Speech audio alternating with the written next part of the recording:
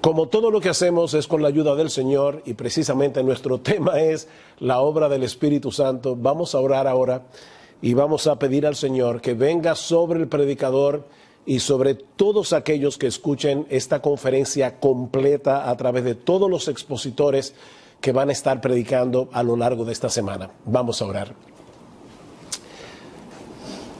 Soberano Señor, tú conoces nuestra debilidad. Tú conoces, oh Señor, nuestras limitaciones.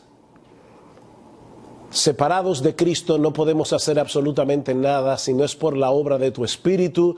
Nuestra predicación, nuestra administración, todo lo que hacemos para ti es completamente ineficaz. Es por eso, Señor, que nosotros queremos ahora venir delante de ti y poner a cada uno de los expositores que van a estar predicando a lo largo de esta semana. Poner también en tus manos, Señor, a cada uno de los creyentes y aún de aquellos que no lo son, que van a exponerse de una forma u otra estos mensajes. Señor, danos entendimiento en esta preciosa e importante doctrina de la obra de tu Espíritu. Cuánto necesitamos depender de Él, cuánto necesitamos entender quién es la persona del Espíritu, cuánto necesitamos saber lo que Él hace en nuestras vidas. Ayúdanos, oh Señor, porque te lo pedimos, te lo suplicamos en el precioso nombre de Jesús. Amén y amén. En el mundo evangélico, muchos tienen la impresión de que los reformados no suelen darle mucha importancia o la importancia debida a la doctrina del Espíritu Santo, ni promueven en los creyentes una verdadera y real dependencia del Espíritu de Dios. Dado que el Espíritu Santo se asocia con el fuego en las Escrituras, cuando algunos escuchan la palabra reformado, se imaginan una iglesia con mucha enseñanza, con mucha estructura, pero también llevando a cabo un culto frío, apagado, es decir, mucho orden, pero poca vida. Esto no deja de ser algo irónico porque fue precisamente debido a la reforma protestante del siglo XVI que la doctrina del Espíritu Santo fue colocada en el lugar que le corresponde. Durante la Edad Media, la obra del Espíritu fue reemplazada por el sistema sacramental del catolicismo romano. Los sacramentos eran vistos como algo así como una especie de tuberías a través de las cuales fluye la gracia de Dios. De manera que dentro de ese sistema de salvación, la obra del Espíritu Santo vino a ser prácticamente irrelevante. El bautismo resolvía el problema del pecado original y los otros sacramentos se encargaban de hacer el resto. De manera que el católico romano solo tenía que depositar su fe en la iglesia y en los sacramentos. Es por eso que un historiador señala que la reforma no fue otra cosa que una lucha por esa línea del credo niceno. Creo en el Espíritu Santo, Señor y dador de vida. De hecho, si hay un distintivo en la teología de Juan Calvino, es precisamente la importancia que él le da a la obra del Espíritu Santo en la salvación y en la santificación de los creyentes. Tanto así que el teólogo de Princeton, Benjamin Warfield, le llama a Calvino el teólogo del Espíritu Santo. Así que no se puede ser reformado, realmente reformado, y no darle importancia a la doctrina bíblica del Espíritu Santo. Ahora, antes de pasar a considerar la obra del Espíritu en la salvación y en la santificación del creyente, es necesario que nos detengamos por unos minutos para ver la enseñanza de las Escrituras acerca de la condición del hombre en su estado caído. Y la razón para esto es que un entendimiento defectuoso del pecado y de sus consecuencias producirá inevitablemente un entendimiento defectuoso del Evangelio y de la obra del Espíritu Santo, que fue de hecho lo que pasó durante el catolicismo medieval. Todos los que han leído alguna vez la biografía o una biografía de Martín Lutero probablemente saben que sus confesores le tenían terror, pánico, porque a veces Lutero se pasaba 4 horas en el confesionario, a través de una lista de pecados, tratando de recordar todos y cada una de las veces que él había transgredido la ley de Dios. Y más de una vez llegó a suceder que al rato, después de haberse confesado durante 4 horas, Lutero volvía de nuevo al confesionario porque se había dado cuenta que no había confesado todos los pecados que él había cometido, o porque no estaba del todo seguro si su arrepentimiento había sido todo lo profundo que debió haber sido. De manera que Lutero no tenía una perspectiva ligera y superficial del pecado. Sin embargo, como bien ha dicho alguien, aunque él conocía el hecho de que el pecado era un problema serio, al mismo tiempo no tenía una idea clara de cuán profundo era ese problema. Es lo mismo que sucede en el día de hoy. La mayoría de las personas saben que son pecadoras. Después de todo, nadie es perfecto, es lo que la gente suele decir. Pero la gente se ofende cuando nosotros les decimos que no es simplemente que ellos cometen un pecado aquí y allá, es que estamos dañados hasta la raíz, en el mismo asiento de nuestra personalidad. Sí, yo sé que tengo un problema con debilidades aquí o allá, pero eso es algo que yo puedo manejar con un poco de ayuda y motivación. En otras palabras, dame el programa correcto y yo me encargo del resto. Es así como la mayoría de la gente piensa, y más o menos así era como pensaba Martín Lutero en el siglo XVI.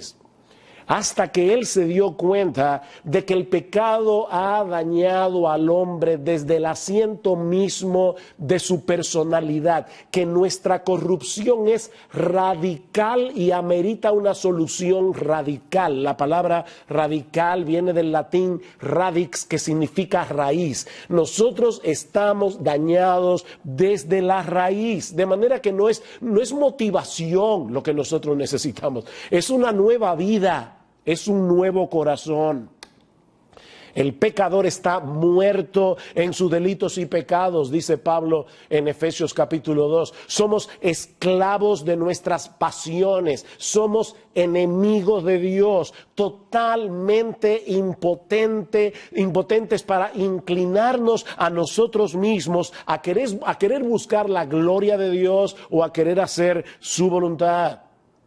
Pablo dice en Romanos capítulo 3, versículo 10, antes de explicarnos qué fue lo que Dios hizo a nuestro favor por medio de la obra de Cristo, Pablo nos dice que en el mundo entero no hay nadie bueno, que en el mundo entero no hay una sola persona que de manera natural se incline hacia Dios. Y más adelante, en el capítulo 8, Pablo dice que los designios de la carne, es decir, los pensamientos que produce nuestra naturaleza no regenerada, son enemistad contra Dios, porque no se sujetan a la ley de Dios, ni tampoco pueden hacerlo. Romanos 8:7. Esa fue en esencia la gran controversia en el siglo XVI entre el teólogo católico Erasmo de Rotterdam y Martín Lutero en el año 1524, y debemos grabar esto en la memoria porque dentro de unos minutos vamos a tener que volver a esta controversia otra vez. Erasmo en 1524 escribió una obra titulada La libertad de la voluntad, en la que él admite que hay en el hombre una pereza espiritual que le dificulta acercarse a Dios. Pero Erasmo decía que nosotros podemos y debemos tomar la resolución de esforzarnos por escapar de esa dejadez, de esa apatía, y entonces Dios viene en nuestro auxilio. Nosotros damos el primer paso, nosotros decidimos salir de esa apatía espiritual y entonces Dios viene en nuestra ayuda. Al año siguiente, 1525, Lutero le responde a Erasmo en una de las obras más importantes de la Reforma Protestante, y de hecho uno de los escritos más importantes del mismo Lutero, titulado La esclavitud de la voluntad, en la que él argumenta que aunque el hombre escoge lo que él desea hacer, su voluntad está tan dañada por el pecado que es imposible que el hombre escoja lo que debe escoger. Fíjense el punto. El hombre escoge libremente lo que él quiere hacer, pero su voluntad está tan dañada por causa del pecado que es imposible que él escoja lo que él debería escoger. En otras palabras, donde Erasmo ve debilidad, Lutero veía impotencia. Y la pregunta es, ¿quién de los dos tenía razón a la luz de la enseñanza de la palabra de Dios? Bueno, la Biblia nos enseña claramente que nuestro corazón se inclina hacia lo que ama. Donde esté tu tesoro, allí estará tu corazón. Y en nuestro estado natural, no regenerado, no podemos amar a Dios. Y esta es la condenación, dice el Señor en Juan capítulo 3, versículo 19. ¿Cuál es la condenación? Que la luz vino al mundo y los hombres amaron más las tinieblas que la luz, porque sus obras eran malas. El problema del hombre es que el hombre no ama la luz. El problema del hombre es que el hombre ama las tinieblas. El hombre ama su pecado. El hombre es un prisionero voluntario. Él ama la prisión en la que está metido. Y de hecho, debido a que su entendimiento está entenebrecido, él no ve su prisión como una prisión, sino como libertad. El hombre está dañado, su entendimiento está dañado, su voluntad está dañada, sus emociones están dañadas. El pecado ha dañado tan profundamente nuestra percepción de la realidad que ni siquiera nos damos cuenta de lo pecaminosos que somos. No podemos percibir en su justa dimensión la pecaminosidad del pecado. Y por esa misma razón es que no podemos apreciar lo que Dios nos ofrece en Cristo de pura gracia por medio de la fe sola, a menos que Dios abra nuestros ojos, Dios transforme nuestra voluntad por el poder del Espíritu Santo a través de la predicación del Evangelio, lo que nos lleva a nuestro segundo encabezado. Ya vimos la condición del hombre según las Escrituras. Veamos ahora en segundo lugar la obra del Espíritu Santo en la regeneración. La Biblia enseña claramente que la salvación es del Señor. La salvación es del Señor. La salvación no es un esfuerzo conjunto entre Dios y el pecador. No, la salvación es un rescate divino en el que Dios toma la iniciativa de darle vida a un muerto por el poder de su Espíritu. Y yo voy a repetir eso otra vez.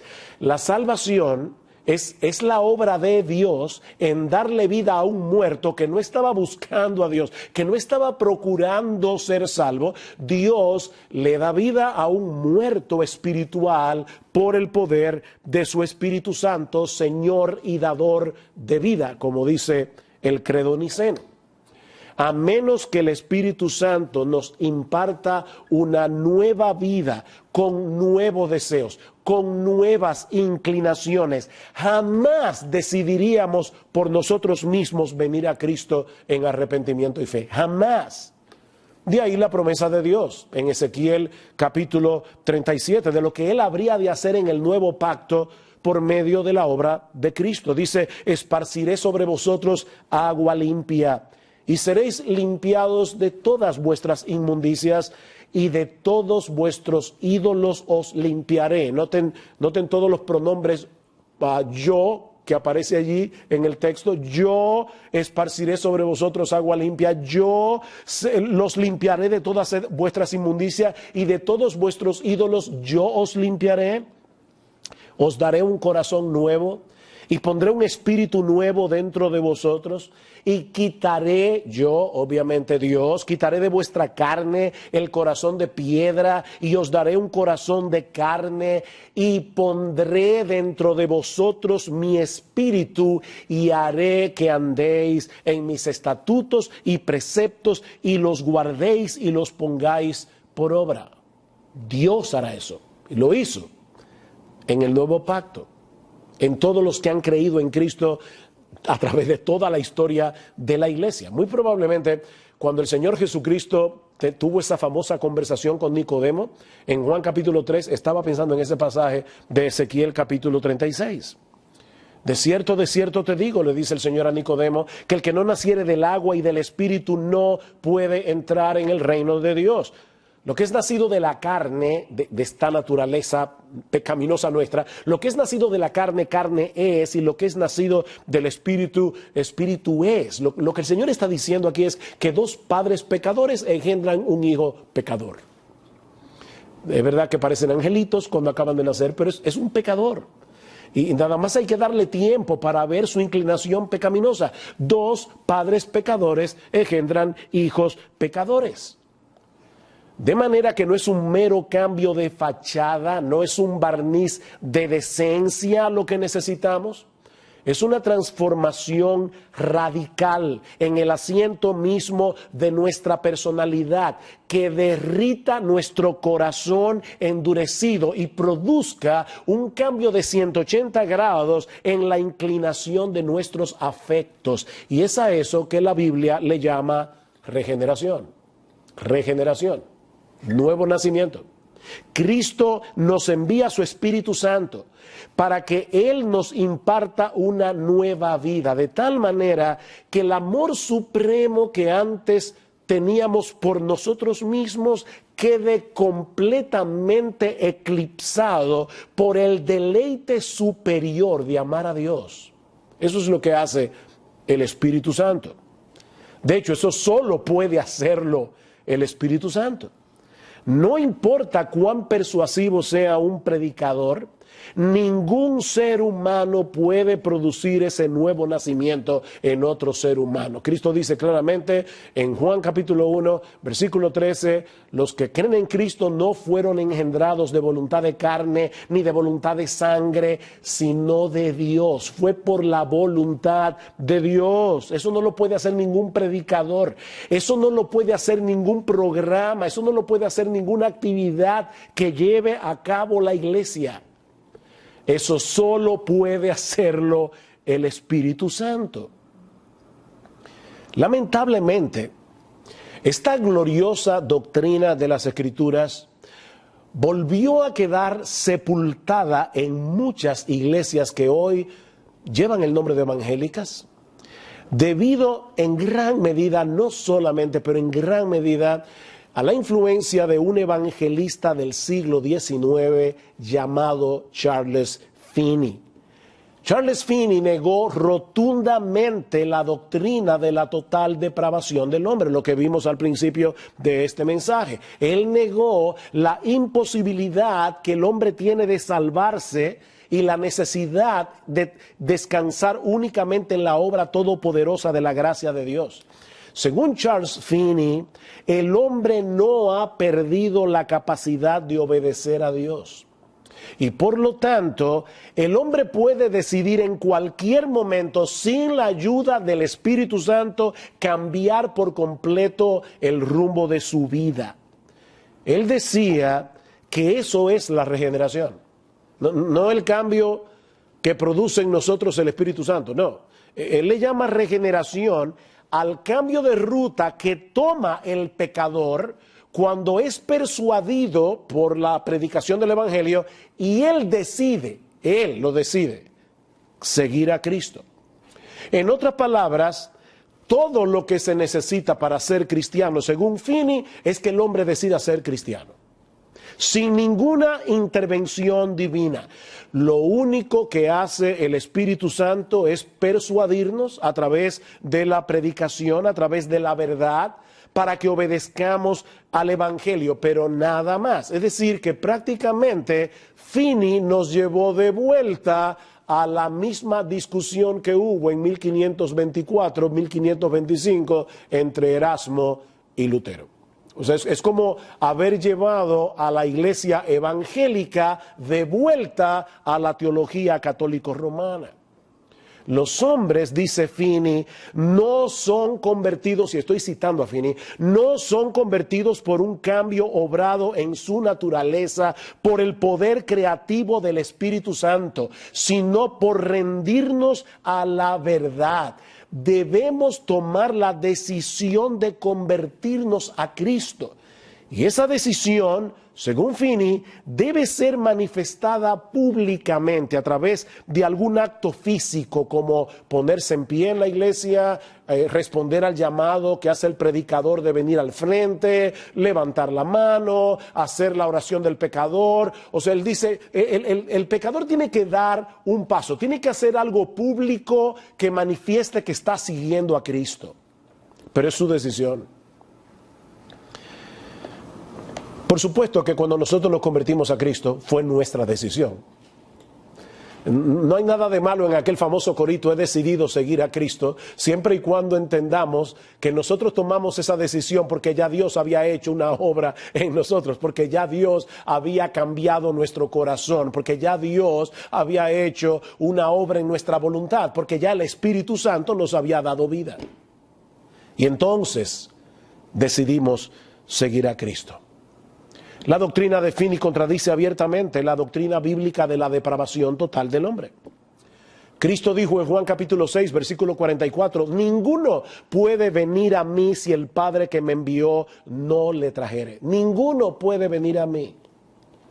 Y la razón por la que no podemos es porque no queremos. Nosotros amamos nuestro pecado, no lo olviden. Nosotros aborrecemos a Dios, al verdadero Dios. Hay inconversos religiosos que aman a un Dios de su propia invención, pero al Dios de la Escritura que se revela a nosotros en Cristo, que nos dice que somos pecadores, que nos dice que sin Cristo no tenemos salvación, el hombre inconverso no quiere a ese Dios. Entonces no pueden venir a Él porque no quieren. Porque están muertos espiritualmente, muertos en sus delitos y pecados, como dice Pablo en Efesios capítulo 2. Necesitamos una nueva vida impartida por el Espíritu Santo para que podamos venir a Cristo, una vida que proviene de Dios. Y Él hace esa obra no en un vacío, sino usando un medio muy particular, lo que nos lleva a nuestro tercer encabezado. Ya vimos cuál es la condición espiritual del hombre, del pecador, que hace necesaria la obra del Espíritu. Ya vimos en segundo lugar cuál es la obra que hace el Espíritu en la regeneración. Él nos da una nueva vida, pone en nosotros un nuevo corazón. Veamos ahora en tercer lugar la predicación de la palabra como el medio a través del cual el Espíritu Santo lleva a cabo su obra. A la luz de lo que hemos dicho hasta aquí, puede ser que alguien esté pensando ahora mismo, si el pecador está muerto en sus delitos y pecados y necesita que el Espíritu Santo lo regenere para poder venir a Cristo en arrepentimiento y fe, entonces, ¿para qué predicar el Evangelio? Estamos predicándole el Evangelio a una persona que no quiere oír, a una persona que no puede recibir el mensaje. ¿Qué sentido tiene tratar de persuadir a un muerto para que abandone su vida de pecado y venga a Cristo? Eso es como tratar de venderle un seguro de vida a un cadáver en el cementerio. ¿Qué sentido tiene eso? Bueno, Pablo responde esa pregunta en 1 Corintios capítulo 1, versículo 21.